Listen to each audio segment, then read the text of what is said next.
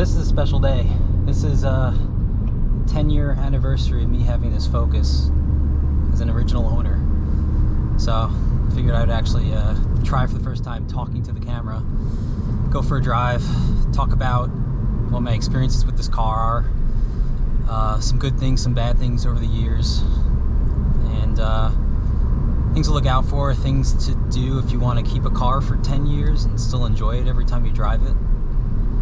And we'll go hit some better roads and think about maybe what the next chapter is for this car. So this is a 2014 Focus ST, and as all Focus ST owners love to do, let's list off the options pack.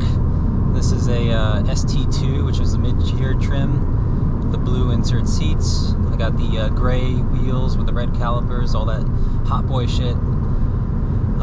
So it's mostly stock. I'm not going to run through the mods, I'll probably put them in the description, but basically it's just a stage 1 tune, like 70 pound-feet of torque, 10 extra horsepower.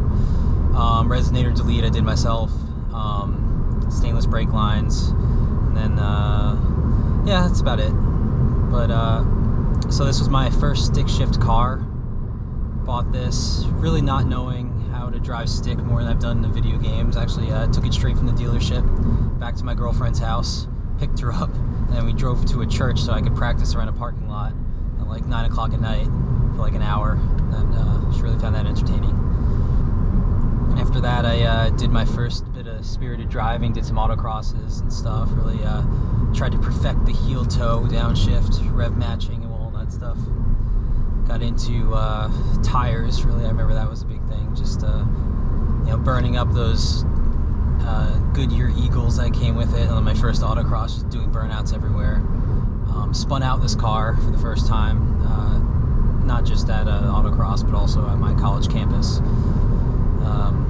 Got into the Michelin fanboyism, got into some Pilot Super Sports and eventually PS4S, and then the winter at Rokblokz, do some sick winter drifting.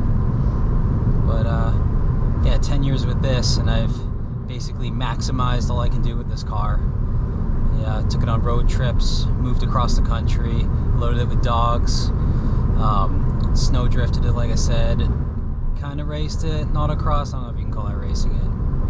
But yeah, I've had a lot of good things, and then a couple of bad things. I've had my first blown engine. About a year and a half ago, I blew the cylinder head, exhaust port on it. Chalked it off to probably running a 93 tune on 92 octane possibly, but I don't know. Anyway, $4,400 later, car was back on the road. That was at 97,000 miles. I'm now at 108. Some other good things though, I mean, you can get 30 mpg in the highway if you drive it like this, or you can get 8 mpg if you drive it in boost. And you know what? It doesn't feel that slow having a car with torque. This car's got plenty of pickup and go. It's just, you know, I've now driven faster cars, and you know, it's left me a little bit wanting more. So why should you buy a car like this? Why should you buy a hot hatch Focus? I think like I'm pretty much the exact case of the kind of person that would want to buy this. I bought it when I was 21, about to turn 22, and you know, I had enough money to afford at the time a $25,000 car. Now this is probably worth somewhere between like 10 and 15,000. And I wanted something obviously practical. I mean, it's a 5-ish seater. I want something that can get good MPGs. So like I said, 30 on the highway, but it's still like, you know, got a decent amount of power. 250 horsepower is plenty. And really, it's the torque that's kind of gives you that seat of the pants feel. You put some good tires on this, you don't really need to modify it. You don't need a limited slip diff or anything, and it's got a very forgiving clutch. I'm at 108,000 miles original clutch, and I've not been super kind to it. But yeah, this is just a really well-rounded, well-made car that if you take care of it, it'll keep going for a while. Like at all these miles, it still feels relatively new. And granted, I am kind of the OCD type of person that likes to keep his car relatively clean, and I think that's kind of an important thing to do if you want to keep a car for 10 years. It's just, you know, you don't have to go obsessed garage levels of detailing your car all the time, but if you keep it relatively nice, hand wash it. Even if you're in an apartment, you know, I did the 2 buckets weed sprayer thing. You know, keep that paint relatively decent. You know, you'll be looking back at the car every time that, you know, you leave it. And you'll say, hey, you know what, this is better than if I just got a Corolla or something else. You know, and I think it's a little bit more interesting than the standard GTI. Although there's some things that you know, not quite as nice as the GTI. I mean, you look around the interior and you're just like, well, this is still a Ford on a budget. Things I wish I got, I wish I could have gotten like nav or something built in, but now, you know, you just pop your phone up there and it's fine. I don't have heated seats, but I never knew I needed them until I got them on my new GR86. Other than the blown engine though, the other thing to take care of it is, so I had the shocks go out. So a few months ago I purchased some Bilstein B6s, which are like OEM plus stock ride height. Threw those things on, and if you're ever suspicious that your shocks are gone and you put on new shocks, you'll confirm that your shocks were gone. The new Bilsteins were night and day difference. You could just take corners and there's just very little roll. The steering was so much sharper. Little things like that, you know, keep this car exciting, keeping it fresh. You know, don't let the car go to shit and it'll still feel relatively new. And then you get your money's worth. You know, to have a $25,000 car 10 years later, and even with the head cracking, and even with replacing shocks, replacing brakes over the years, not to mention a little bit of body work here and there, this hasn't cost all that much, you know. And that's an important thing to think about when you are thinking about, you know, maybe your first performance car or your first real car that's not like a beater, you know. Think about something that you're going to enjoy driving, that you'll get your bang for the buck, and that'll kind of keep your money rolling.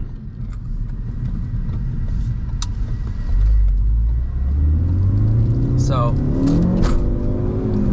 what do I mean by that? Like, I think the fact that I bought this car and wasn't constantly ADD about, hey, like, man, I really want to get, you know, the new GR Corolla, which, you know, I did think about, or, you know, Golf R, or, you know, any of those things, like the step up, the Focus RS, you know. People ask me, how come you got the ST and not the Focus RS? I was like, well, it's 20 grand less. And so I think that now that I've had that experience and been like, okay, well, I don't want my next car to be this car plus. Like, I want my next car to be a new experience. So I bought the GR86, which again is like, you know, the same kind of level starting point of like a $30,000 car, totally different experience. And now having that, and then I bought a very cheap truck, again, totally different experience. It's like, okay, now I have the foundation of the things. I've tried all the different things, and it's like, hey, next, like, let's just try something different. So I've been thinking that maybe from this I would go into something that's equally practical, but maybe like a little bit up market. So maybe like a CT4 Blackwing or something like that, you know. And then see where that experience takes me. But I think it's important to try something a little bit different, and not just follow the fads, because otherwise then, you know, you're just burning a lot of money and you're kind of writing yourself off from different experiences. So I'm not going to get too much into the 86, although I did buy that to allow me to do more track day type stuff. So, because I mean, this car, you would have to modify this car quite a bit in order to get this to be competent for track days. It's not heavy, but it's relatively heavy. Really, the brakes are okay for the street, but they're not quite there for the track. It's a very good autocross car, but you would have to do like the intercooler and probably worry about overheating a little bit more. And I don't know, I never thought that this was that enticing of a prospect for taking to the track. I already have a very slow front-wheel drive race car, and I think that kind of scratches the itch. And then the 86 is a lot more interesting, having something rear-wheel drive. So you might have saw before that I just kind of popped it into sport mode, I guess, or ESC off, one click, to do acceleration. So that's one thing that, especially with sticky tires, I don't like about this car, is you go to accelerate and it basically anticipates that you're going to be breaking traction and it's going to shut that down. So it's it's a little bit conservative, overly so. And so if you just pop that off, especially if you don't have a limited slip, then you know, it just allows you to kind of get on the gas a little bit easier. And then you can hold that down, go full off, and then, you know, you can rotate the rear end. Like I said, at autocross, you get a little bit of lift off oversteer. And you know, in my newer to driving days, I've spun this car once or twice. You know, it's a very predictable front wheel drive car, point and shoot. Really easy heel towing. I did get one of those throttle pedal spacers, just kind of raise up the gas pedal, which I do recommend. I believe I got that like a week after I got the car. Another thing you might notice, I rarely go to redline just because the power really tapers off after 5,500 or so.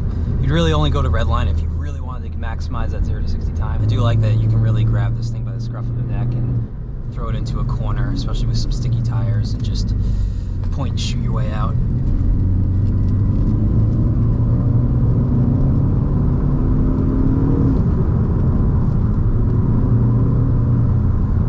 Just remember that this is a dead end construction, so that brings up another point of something I really don't like about this car. This has by far the worst turning radius of any vehicle that I have driven, and before this I drove a minivan for all of high school and most of college, and that had a, I believe, 39-foot turning radius. It was a 2000 Toyota Sienna, and this has a 40-foot turning radius, which is like hilariously bad, because if you like doing 3 to 5 point turns, you're gonna love this car.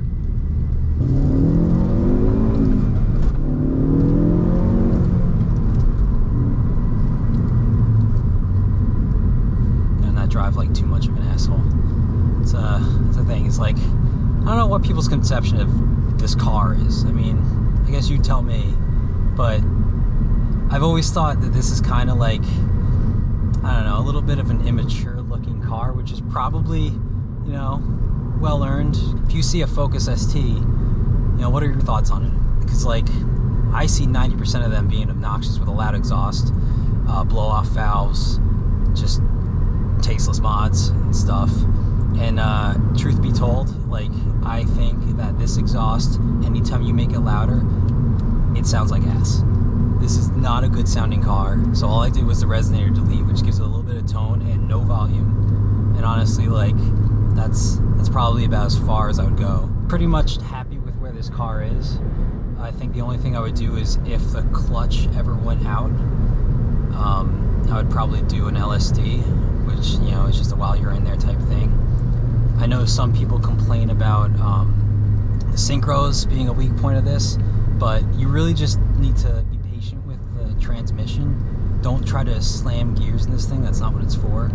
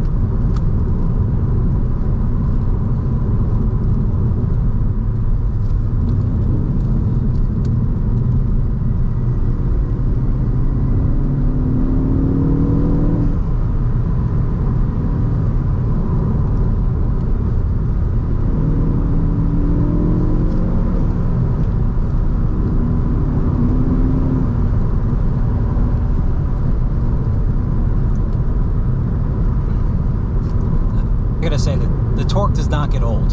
Having all that mid-range in there is just so nice, especially coming from the 86. This is really satisfying to drive. And I guess it's good that I don't have too much experience in faster cars. I've briefly driven like a GT350 and some 5.0 Mustangs and stuff, but you know, they never felt that fast. But having all this low down torque is really, really nice.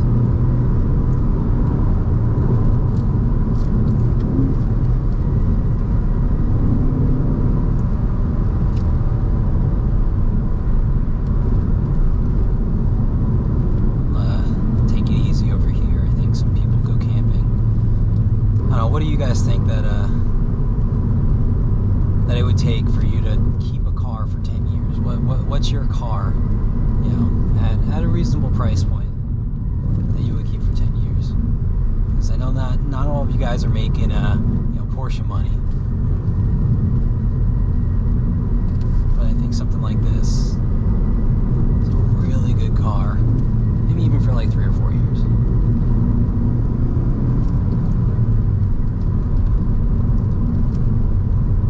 Also, I gotta say, Western Washington is a fantastic place to drive. I know California, everybody talks about it, and even when I was in Connecticut, yeah, that's pretty great too. You can roll out of your driveway and just have some great roads, but I don't know, man, something about this, especially kind of at the golden hour right now, you get all the mountains and everything, you get these twisty roads, they're kind of quiet out here.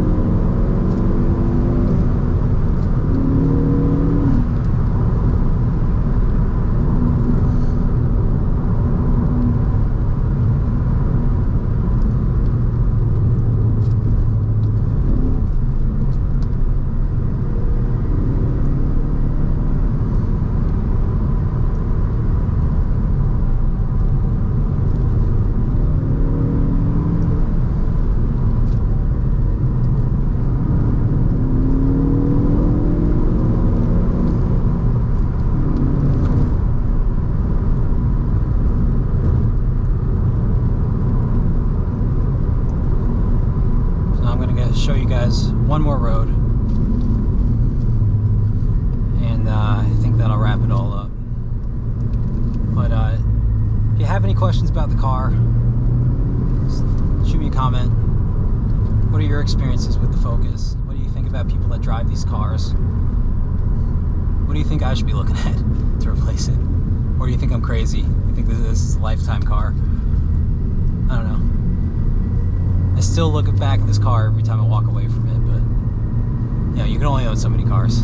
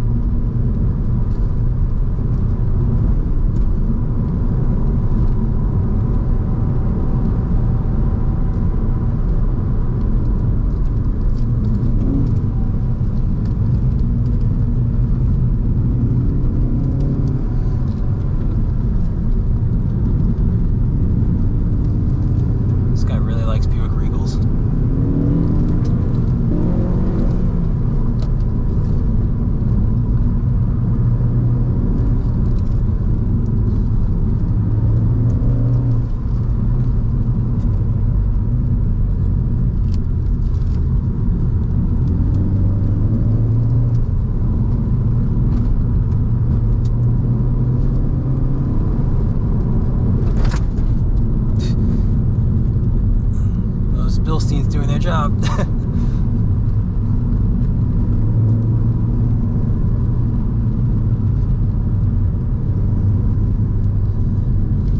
Alright, well, on that note, I'm gonna flip this thing around and head on home. You know, if you want to see me drive and talk about anything else, or if the 6 people that watch this think that I should probably pack it in. So, maybe I'll see you around. Bye.